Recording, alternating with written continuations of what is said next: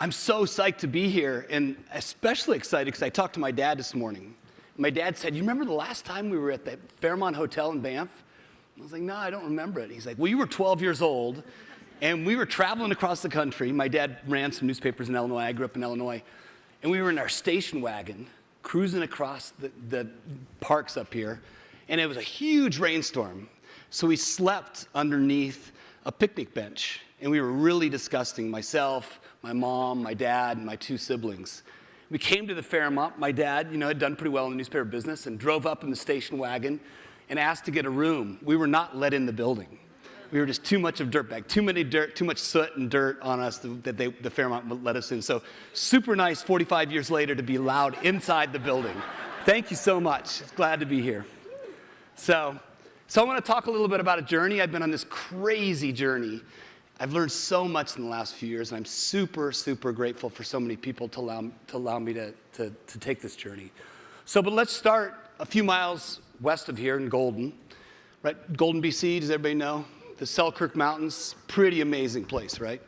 A few years ago, I got the opportunity. I've been in the outdoor industry for a long time, board of directors of Black Diamond Equipment, did a lot of skiing. Actually, just last year, went with Travis Rice and Jimmy Chin to ski some new lines up in Alaska. Super amazing. But this trip, we had 14 of us skiing some really cool stuff. We did everything right. We were pro team, guides, everybody. Built a Roush block test to test the snow. Going to ski a new line down through these couloirs, out of this open, and down through another set of couloirs, about 1,000 feet. The 12th skier was Kim Miller. He's president of Scarpa today. He started skiing down through this couloir, and the crack happened. The crack fissure started right across us and went right between my best friend, Bruce Rogers, and I. I grabbed him and said, let's ride this out, right? Because it was a small fracture.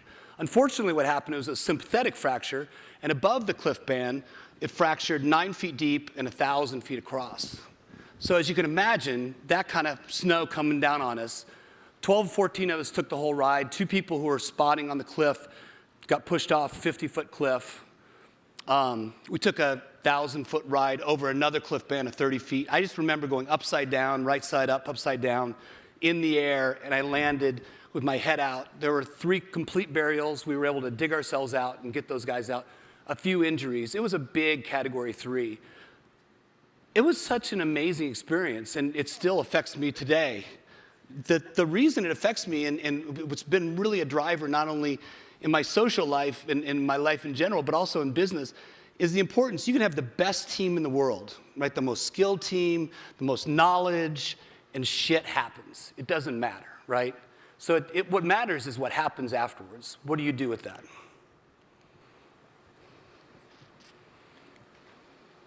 Meet Bridget. Super cool lady. Great surfer, great skier, great climber, professional triathlete, just an amazing human being. As I'll talk about in a few minutes, I sold my company that Ryan mentioned, Victors and Spoils, to Avast, and I was working out of Paris. We've had a house in Mexico because we're really surf bums, dirtbag surfers. And she's my surf partner. About 5 years ago, we were living in Mexico, and I was working out of Paris, and Bridget got really sick. She got really depressed and couldn't get out of bed for a while. We'd built a school there, and our kids were going to school. We'd really, love that place.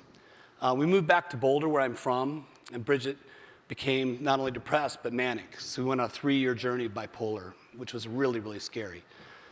Bridget, over a 3-year period, was in 8 facilities, a few suicide attempts. And then on July 25th, 2.5 years ago, I was in a green room coming out on a stage like this. And at the last minute, right before I went on stage, I got a call from my son, Harry. He's 16 at the time, and I'm really excited to talk to him, really pumped for the speech. And I pick up the phone and I say, Harry, what's happening? He's like, Mom just shot herself in the head. I found her body. I called 911. So, as you can imagine, lifetime with somebody, your best friend, living a global life, thinking that this is it, man, we made it, right? We've done everything. I've built businesses, I've sold businesses, I've skied new lines, I've surfed new places, and I have this amazing family, this partnership, and we're gonna go hang out and be bums in Mexico. And all of a sudden, that changes in an instant. right? During that 3 years, I quit Havas and started thinking more about, how do I take care of Bridget during this illness? It was really, really difficult to do, and especially for my boys. But what I've learned is that at the darkest moments come the light, right? In those scariest places, I'm an alpine climber too, and right before dawn, it's just so dark, and it's super scary if you're up on a climb, right? You're cold, you're shivering, is it gonna get light again? And that's when it really happens. Fortunately, I met an amazing woman, Emily. Emily I've known for 25 years. She's a rock star. Her ex-husband is bipolar as well, so we have a lot in common. She was a great friend of Bridget's. So about 9 months ago, we got married, and we're building a family together. Thanks. I think that's the reality, right? With disruption and tragedy, and Tim and I were just talking about that. There's no other way but to go forward. That's all. You can't sit around and wallow in stuff. You can honor the past, but you got to go forward. That's the only thing that matters. But the reality is, no matter who you are, you will be disrupted. I come from a newspaper family, 4th generation, and I love this chart, right? I'm sure if we extended this beyond 2011, it'd be way below the 1950s. So it doesn't matter what industry you're in, you're going to be disrupted. I started my business career as a magazine publisher and was really because Bridget was really into triathlons, I bought a magazine out of bankruptcy called Women's Sports and Fitness. And at the time, 1988, Nike was the only advertiser that would actually put a woman in an ad. Everybody else, including Reebok and Adidas, said women will never do sports. It's kind of crazy to think about now, right? What I was interested in, really, though, we were an audience, and we knew these brands had a lot of money to spend to reach our readers, these early adoptive consumers. Yet the problem is that so much money was extracted by intermediaries that between the brand and the audience, it really was just a drip. There wasn't a conversation.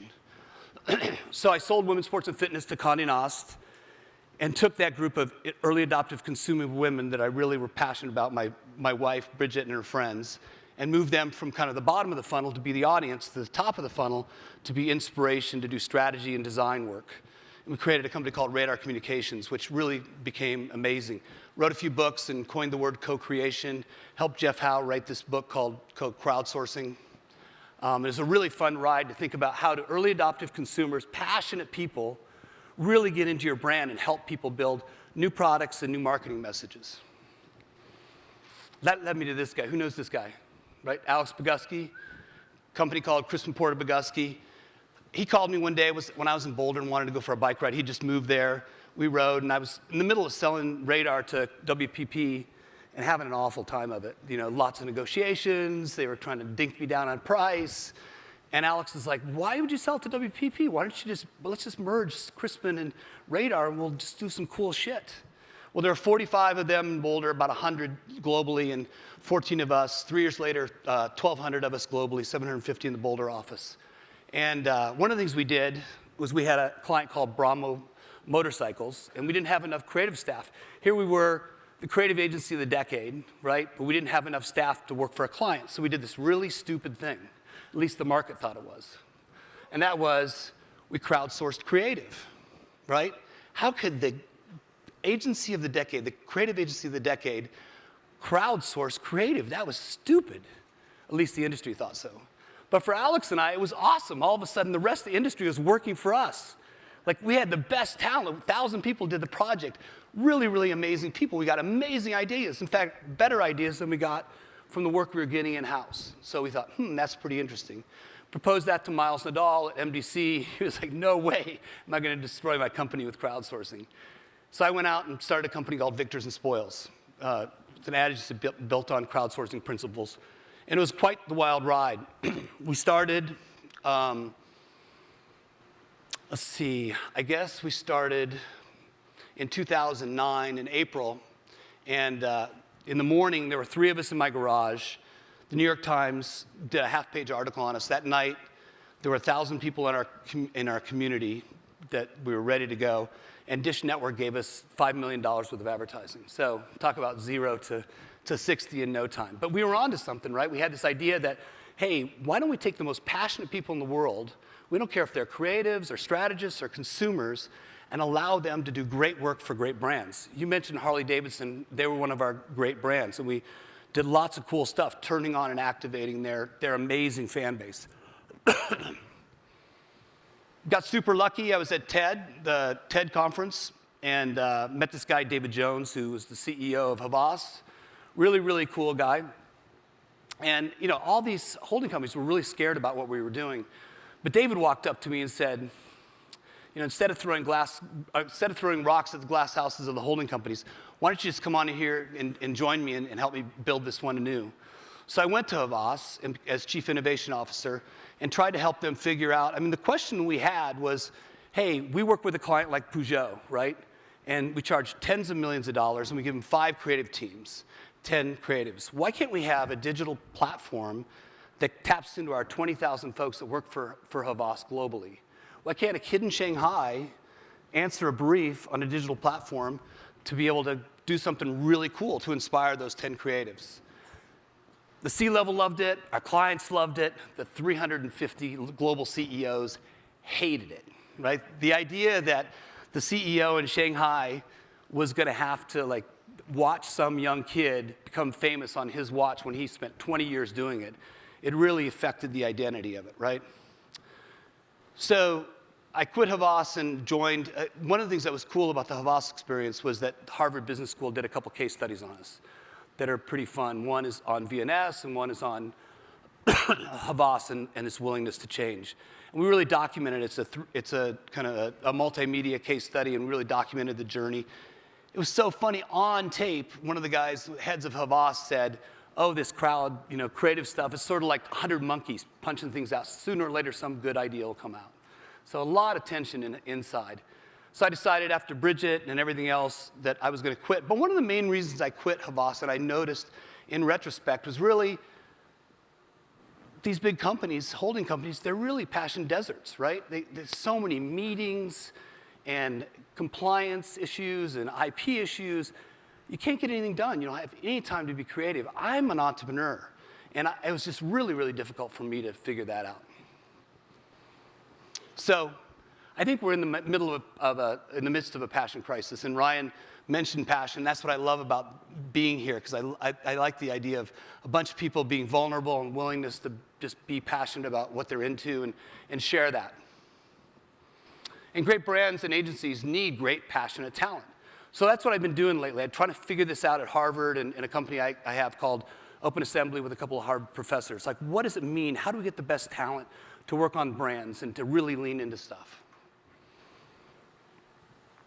So I feel like there are 4 steps. Some of the research we've been doing, and it really mirrors the recovery I've had to do from Bridget, right, and from the Avalanche. How do you what steps do you take to kind of rebuild a life? What steps do you take to rebuild a brand, or rebuild an agency? And I think for a lot of people right now, because of digital transformation and the environment that we live in, a lot of organizations have to really rebuild themselves and think about what steps do I need to take. So this is the Laboratory for Innovation Science at Harvard. I'm the executive in residence there. A guy by the name of Kareem Lakhani built the lab. His mentor is a guy by the name of Eric von Hippel. And Eric wrote a really cool book called User Innovation, Democratization of Innovation, back in 1989. He was talking about users building new products back then. A really amazing book if you guys get a chance to read it, but pretty old now. I'm going to pour myself some water. Sorry about that.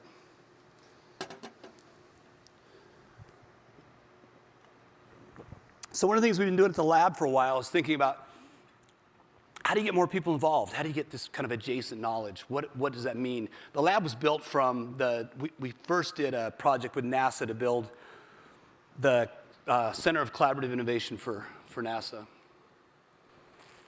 So like I said, 4 steps. First one being learn. Let me tell you a story about potato chips. Right? Do you know how oil gets off potato chips? Anybody have any idea? Right? The way that oil is removed from potato chips is that the rack shakes, right? And the problem is to get more oil off potato chips, you have to shake the rack harder.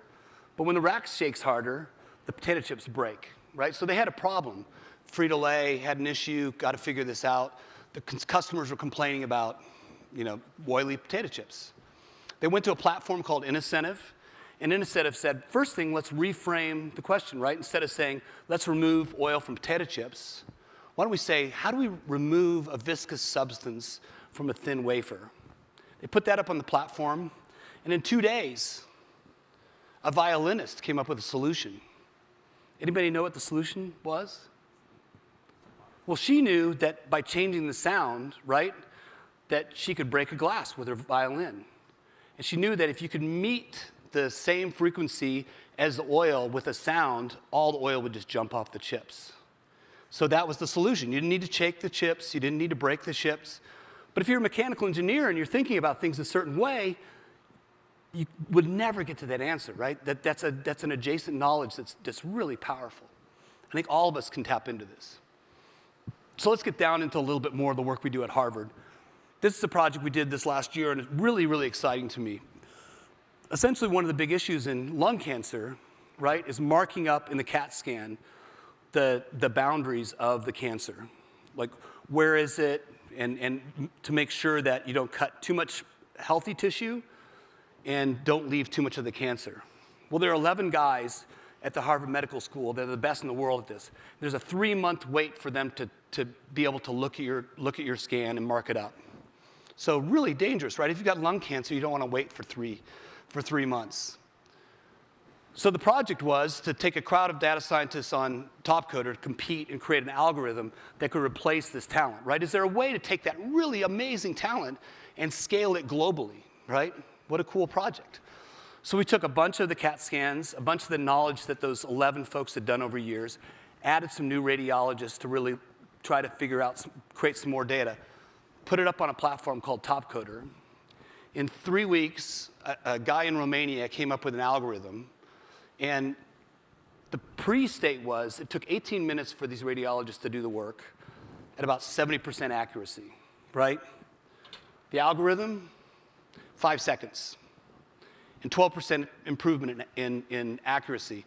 The thing that I get really excited about, that's a really cool thing, right? But what Harvard Medical School is going to do is they're going to create a web app that they're going to launch. They're going to make that available globally where you can put up your scans, and immediately, if you're in Namibia, you will have the best markup of any CAT scan, or in Kenya, wherever you are. Everybody, the democratization of technology allows this to happen. Just such an amazing project. But it wouldn't have happened with doing it the old way, right? It takes kind of all of us working together in that adjacent knowledge again. We do a bunch of work for NASA. In fact, the lab started with NASA as its first project. And one of the things we did when we started with NASA was built the NASA Tournament Lab. We connected a bunch of different platforms and NASA Work, which is their in-house work, to try to solve problems. NASA has gotten to be so good at this, the federal government in the US uses the NASA Tournament Lab to do all their kind of open innovation experiments. One of my favorites was, if you're an astronaut out walking in space, it's really, really dangerous, right, if you have a sunspot, because sunspot has this boost of of radiation that can kill you. So for 10 years, and about approximately estimated $10 million, 8 heliophysicists spent the time to figure out a prediction model, right? And after 10 years and $10 million, they got it to be an hour-and-a-half prediction, 50% accuracy. Pretty good. At least you weren't going out there and going to get killed by the radiology or the radiation. NASA really needed to improve this, right? They needed to improve the predictability. They put it up on a platform called Topcoder, same platform as we talked about earlier.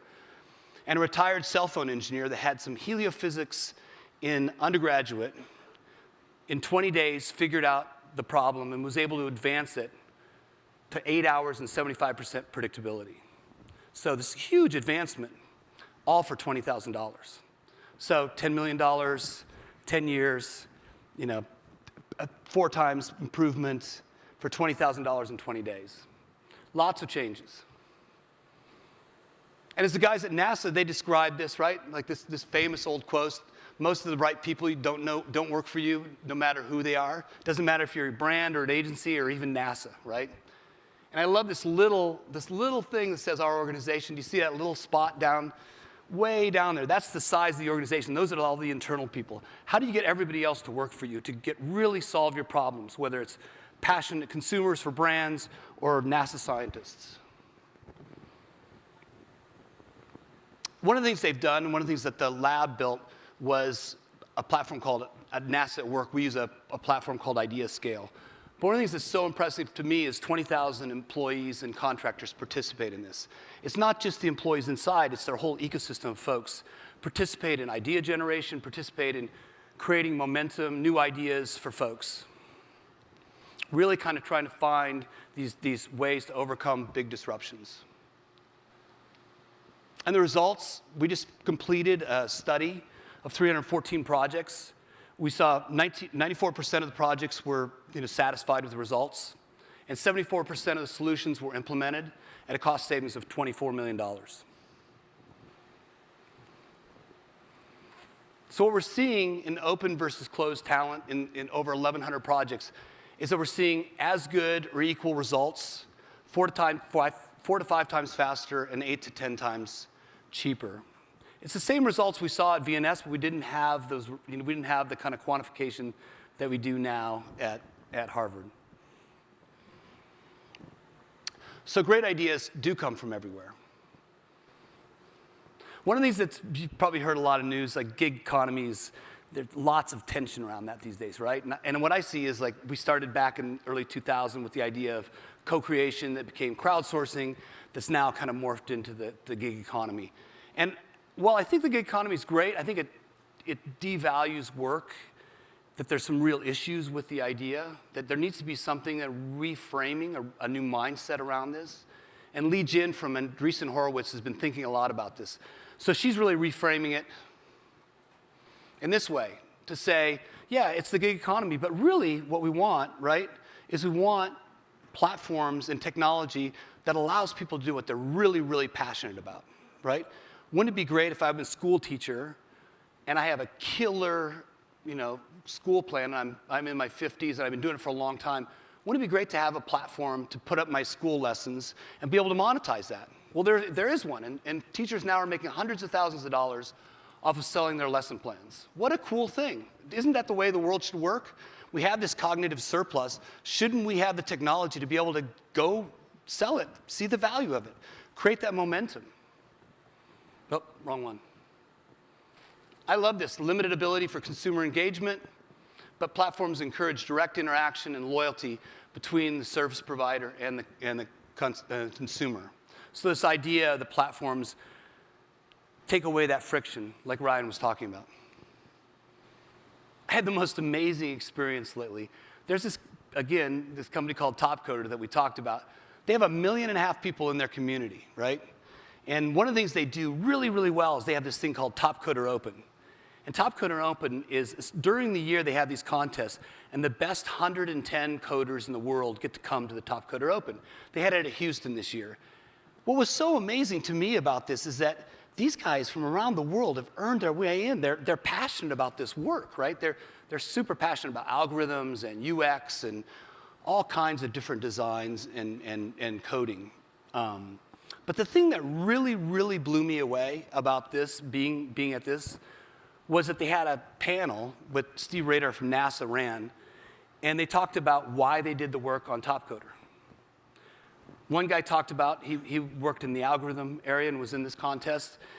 He said, I used to work, I've got 3 PhDs, and I live in a village in Poland, and I used to work a regular job, and it was okay. I did some interesting stuff and met some interesting people. Now I work on Topcoder, and I make $750,000 a year writing algorithms, right? This guy in the middle of Poland that just lives in this village, has a great lifestyle, gets to do what he really loves to do from a lifestyle standpoint, but can make money. Another guy was talking about his UX experience, and he said that he makes $450,000 a year in working on UX projects. But he said the real key to him was the fact that even though he made $450,000 a year, he only worked 60% of the time. That 40% of the time he dedicated to learning. And the platform allowed him to not only make money, but also learn, right? And so as we thought about this from the work at Harvard, one of the things we've noticed is that the average freelancer spends 15% of their time learning. They have to, right? If you're on Upwork or another one of those platforms, you've got to constantly know what are the programs, what's happening, how do I get better at what I do. Unfortunately, the way companies work these days is, as we did a survey of companies, the average company dedicates 0.03% of somebody's salary to specific job training. So when you've got a world that's changing so fast, right, how can you compete? You've got a guy over here that's spending 15% of his time, and sometimes 40% of their time learning, and over here, the company you're working for gives you 0.03% of your salary to kind of go learn something, and probably on your off hours, right? Just doesn't seem fair. It's not the future.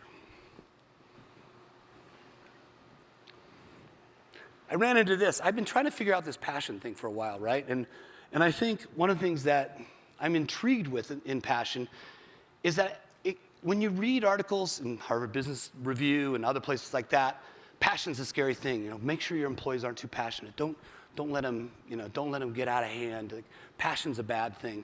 For me as an entrepreneur, that's all you have, right? You've got an idea and a bunch of passion, and you're just going to go for it. So I found this book recently. It's from Oxford University, and it's a compendium of all the new research around passion, the theory, the research, and the applications. And one of the things I thought was super interesting about this is that there's this dual model that's emerging, kind of the dual model of passion.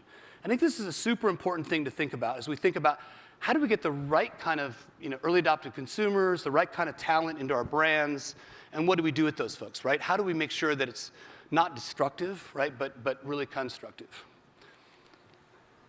Somebody of mine, Alex Honnold, and another friend, Jimmy Chin, did this movie called Free Solo. Anybody see that movie, Free Solo? Pretty crazy, huh? Alex is definitely, he's a character. But I would call him an obsessive, passionate guy, right? Like, you don't want to go rock climbing with Alex, probably, unless you're really close to the ground. But he's a scary dude. He's super intense, he's hard to be with, but he's really good, right? He's the kind of guy that you want to put in a room to figure out something super hard by himself, not to build a team around. So Conrad Anker, David Lama. Conrad's a good friend. He's really what I would consider kind of harmonious passion. He exhibits this idea of, Conrad's always on great expeditions. Everybody on the expedition loves being on an expedition with him. Sometimes they make the goal, sometimes they don't. But everybody has a great time. Everybody creates this community. He's a community builder, right? He's the guy that's like, man, that was an awesome trip. Next time we'll get to the goal. Next time we'll get to the summit. But we learned a lot. We got a lot done. And that's what they're finding in the research, right? Harmonious passions are defined as high priority goals with emotionally important outcomes. That this idea that there's a way to decipher passion from being this obsessive, dangerous thing that Harvard Business Review would talk about in business writing, something to keep out of your company, and something that's really intrinsic to building great teams and great brands. So what they found in the research is that teams that have harmonious passion exhibit intrinsic motivation, transformational leadership, cult, great word, organizational behavior, and task autonomy. Who wouldn't want a company or a brand that runs like this, right? That has passionate consumers that are willing to launch into things and get to know things.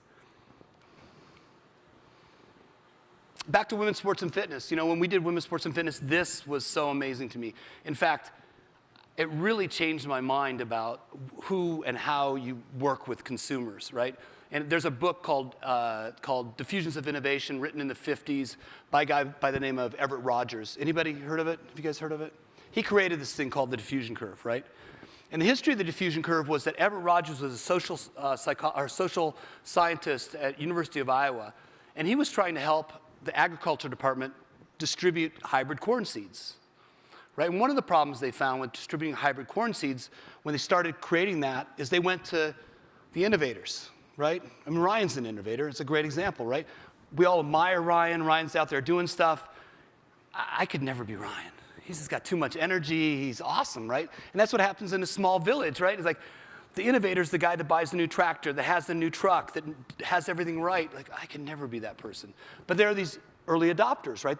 Early adopters take the things from the innovators and say, okay, they're the opinion leaders, right? They're the folks that say, okay, I can take this and I can move it along. right? They're the people in the marketplace that believe that the other people believe, that other people in the community believe. And that's what happened with the hybrid corn seeds. Once they focused on early adoptive consumers, things started distributing across the chasm.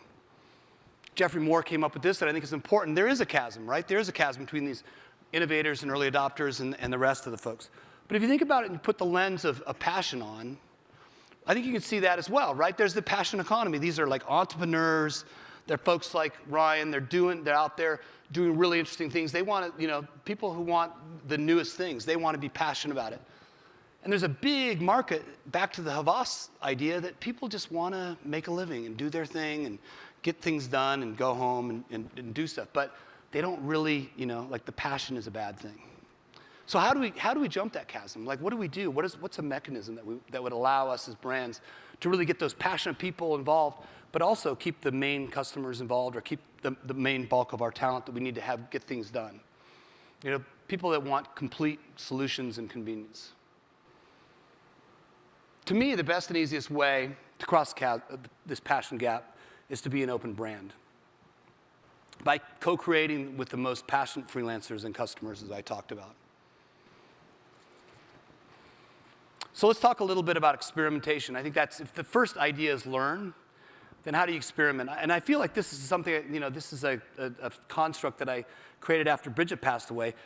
And what I found was it's so easy when you're an entrepreneur, right? You're in this learn mode and you're going along and you're saying, okay, I got to reinvent everything, right? My wife's gone, my family's gone. I've got 2 kids that are, 17 years old, struggling. Harry, that found Bridget, has had a really, really difficult time overcoming that. Both of my boys were adopted from Russia. We adopted them when they were 9 months old, so he has, some abandonment issues. And so, trying to find, like, how do I learn? What do I create? Not only in my life, but also in business. What it's meant is that you've got to be where you are, right? Like, as an entrepreneur, you always want to say, I learned that. Okay, I'm going to implement it. I'm going to do it. I'm going to build it. I'm going to scale it, right? But I find in life what you have to do is to say, it's time to learn. This is awesome. Let's just learn, right? Let's not experiment. Let's not build anything. This today is about learning, and I love it, right? So let's just be. And that's really hard for me, like I said, as an entrepreneur. But there is a time, right? Once you've learned enough, once you feel it, once you feel in your bones, you can say, okay, I've metabolized that. I've learned enough. It's time to go experiment, right? And I think the experimentation thing is a really, really important part of it. So one of the big issues and tensions, I think, in the marketplace, right, is that our bureaucracies and our companies have made it harder and harder to get things done, right? And this came from, we just finished a Harvard Business School case study on Deloitte Pixel, which is Deloitte's kind of open innovation crowd platform that's trying to figure out how do they reinvent things. They've been doing pretty well. They've been going for 4 or 5 years, but they've really, really hit their stride because of this. They connected with a platform called Experify, 30,000 data scientists. Deloitte needs to hire data scientists. That's the future of business. Yet Google and Facebook own all those folks, right? That's where everybody wants to go. So what does Deloitte do? Well, they have to take 4 to 5 months to hire a data scientist. It really slows down the process. But by going to an open platform of people around the globe and being able to work remote, you can take that 4 to 5 months to 4 to 5 days. One of the things that has inspired me about my conversations with Ryan is that's what Communo is doing as well, right? This idea of 36 days to 36 hours. I think that's a really, really amazing thing, and it's something that's really critical because we have to use technology to get beyond the bureaucracy we've created and the systems that we have, right? To take the friction out of systems. If you need talent, I don't need talent next week or next month or next year. I want some talent today, right? I want passionate people to lean in, make a comment on my product, like put something up that inspires me to do something new. Like, how do I get that cycle faster and faster? So I'm really stoked with what Ryan and the team's doing. I think it's going to be a big deal. So build's another place that you've got to kind of go through the experiment phase. And I know in my own experience at Harvard, one of the things that's been super frustrating as an entrepreneur is that, like this case study we just finished, I just finished with Mike Tushman. It's 15 pages. Anybody have any idea how long that took to write? 22 months. Yeah, 15 pages, 22 months. But that's the pace of academia, right? It's so crazy. So when you're in that experiment phase, I'm so glad that I took 22 months to write that, because it gave me so much deep knowledge. We got to experiment and build new models and try new things. But man, I'm not built to do that. It's hard. One of the things that's inspiring me right now is that Freelancers is another platform out of Australia, pretty cool platform. They've got 30 million people globally. And they're starting to really help companies build their own platforms, right? And I think this is the next step, right? If you talk about experimentation and being able to tap into platforms like Communo or Topcoder or Experify, this to me is the next evolution of building these new systems and overcoming these disruptions, these technology disruptions. One of the big frustrations for Arrow, right? Arrow has 16,000 employees, 5,000 employees are contract engineers, and their job is, if you have a glass, right? If we had this glass or this bottle, you know, maybe you'd want a chip in it, right? You want to know how much water's in there, what the temperature is. Arrow would help you source it. They'd go to the factory, they'd send an engineer out to the factory and be able to figure that out. The problem is IoT is exploding, not only vertically, but horizontally. They can't hire enough employees to figure all that stuff out. So what do, right? Why not create a massive community and be the curators? So that's what they're doing with Freelancer. But we anticipate the future that up to 30% of R&D spend could leverage a model where Arrow provides technical concierge and project management to a vast network of high-end engineering talent. Wouldn't it be better to have 50,000 engineers around the world, the guys that specifically understand exactly how to do that in the bottle, than one guy that does that maybe 1/20th of his time? What a cool thing. But it's a radical reframe, right? It's a radical reframe of work, of jobs, of benefits. Those are things that are really, really hard. And we're starting to experiment with some of those things. Zurich Insurance is really looking at creating benefits and retirement plans for freelance workers and gig workers and passion economy workers. And I think that's going to be an important part of this whole evolution of work. I mean, we're in a really disruptive age right now. So the fourth stage is really master. Like, how do we master the skills, right? If we start with learn, right? Like, when I think about it in the context of reframing my life since Bridget, right? I had to get out there and learn. Learn how to walk again. Learn how to be without a partner. Learn how to get up in the morning, right? Learn how to take care of kids that have been incredibly traumatized. And once we did that, then, you know, how do we experiment with things? You know, how do I reconnect with somebody as beautiful as Emily? How do I be able to kind of get beyond the trauma, yet still have the trauma in my life, really still honor the past? And then build. You know, as Emily and I think about this new family and this new experience, we're kind of in that cool building phase of like, what is this? How does it work? This is really awesome, right? Like, let's not forget the past. Let's do things. And one of the things that we did do is we built a 77,000 square feet new hospital, myself and some other guys in Boulder, a new mental health hospital called the Della Cava Center that provides 18, thanks. Yeah, Bridget was an icon in Boulder, and so the community came together and we raised $45 million and created a new facility. One of the things that was really tragic was that Bridget was in an old, shitty facility that was really scary, run down, like most mental health hospitals are. And now this new facility has 18 beautiful single rooms that really are going to help to take care of things in the future. And so, you know, as we look to master, part of mastering is giving back, right? Part of mastery is like saying, this is what happened. This is the way the world works, right? This is where we are. And so I would really encourage you in these last few minutes is like the most important thing, no matter if it's disruption in your life or disruption in your business, I think it starts with reframing disruption, right? Rethinking, like, what is disruption and how do I go forward? Like, if disruption is this avalanche that's all-consuming, that brings up all this trauma, that's really, really scary, that you can't get over, maybe what we should do is we should really reframe that. We should really reframe it to be a wave, right? I've had the chance to surf a lot around the world, and one of my favorite surf experiences was a place called Cloudbreak in an island called Tavarua that's off in Fiji. It's one of the biggest and scariest waves. It's a wave that, you know, can get up to, you know, 30 feet, but the problem is right below the wave is dry reef, so it's very consequential. But it's so amazing to sit out there in the water, right? To watch these avalanches coming. You can see them from a mile away, these black lines that are coming at you. It's no different than skiing a slope and realizing when you start skiing a slope and the crack happens, that the avalanches are happening, right? This big, tumultuous area. Yet, it's really exciting when you're a surfer because you've got these tools, right? You've got this ability. And you're not trying to figure out, like, how do I avoid it, but how do I engage with it? How do I take this disruption, this massive annihilation that could happen, and really use it to my advantage, right?